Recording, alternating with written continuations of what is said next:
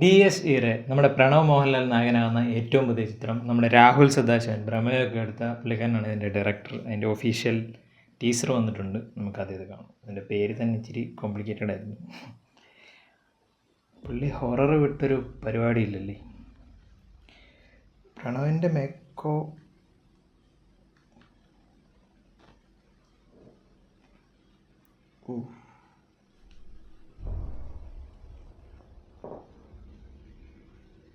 തമ്പുരാനേ. ആഴത്തിലുള്ള വെറുപ്പോ ആഗ്രഹമോ ബാക്കി ഒരാൾ അയാളുടെ പൂർണ്ണമായിട്ട് ഭൂമിക്ക് പോകാറില്ല. സ്ഥിരമുള്ള ഒരു കൺസെപ്റ്റ് തന്നെയാണ് പറഞ്ഞതിപ്പോൾ. Horror Malayalam, especially Malayalam horror cinema mostly ഉള്ള ഇത് പ്രൊഡ്യൂസേഴ്സ് പ്രമേയം. അവരുപയോഗിച്ചിരുന്ന വസ്തുക്കളിൽ അവരുടെ സാന്നിധ്യത്തിലുണ്ട്.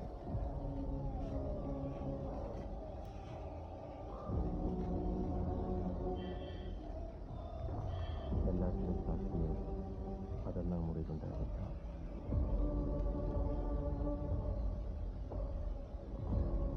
അതെന്താണ്, എന്തിന് നിങ്ങൾ ഉപദ്രവിക്കുന്നു എന്നൊക്കെ അറിയണമെങ്കിൽ ഇതൊക്കെ തുടങ്ങിയ സ്ഥലത്തിന് നമ്മളെ തോന്നും.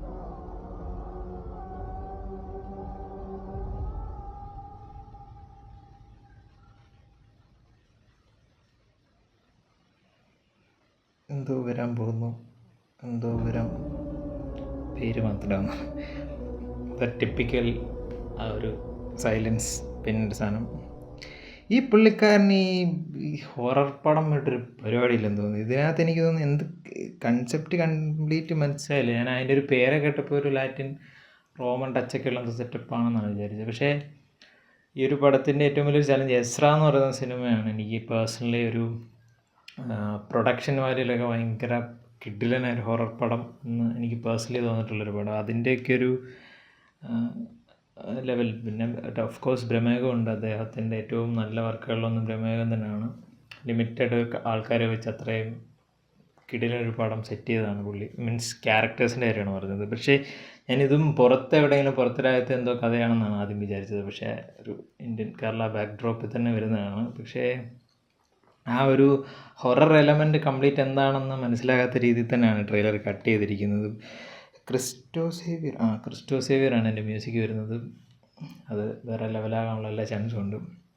പക്ഷേ ഈ രാഹുൽ സദാശിവൻ എനിക്കൊന്ന് പുള്ളിക്കാരൻ്റെ ഒരു മെയിൻ ഒരു സോണാണ് ഈ ഒരു ഹൊറർ എന്ന് പറയുന്നത്. അത് ഭൂതകാലം മുതലേ അദ്ദേഹം, അതിന് മുമ്പൊരു സിനിമ അദ്ദേഹം ചെയ്തിട്ടുണ്ട്. ആ ഒരു സിനിമ മുതലേ അദ്ദേഹം ഹൊററിനോട് ഭയങ്കര അഭിനിവേശമുള്ള ഒരാളായിട്ട് തോന്നിയിട്ടുണ്ട്. ഇതും അങ്ങനെ തന്നെ.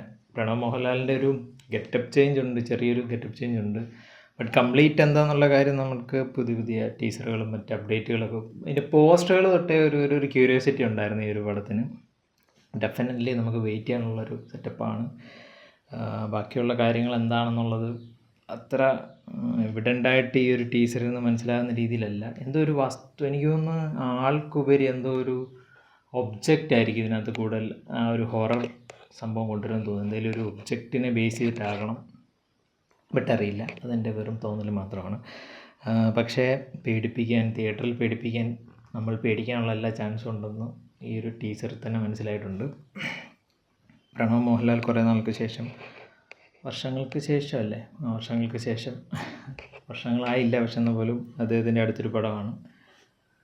നല്ല കിടിലനൊരു വർക്കാകട്ടെ എന്ന് ഞാൻ ആശംസിക്കുകയാണ്. നിങ്ങൾ ഈ ഒരു ടീസർ കണ്ടിട്ടുണ്ടല്ലോ, എൻ്റെ അഭിപ്രായം പറയാം.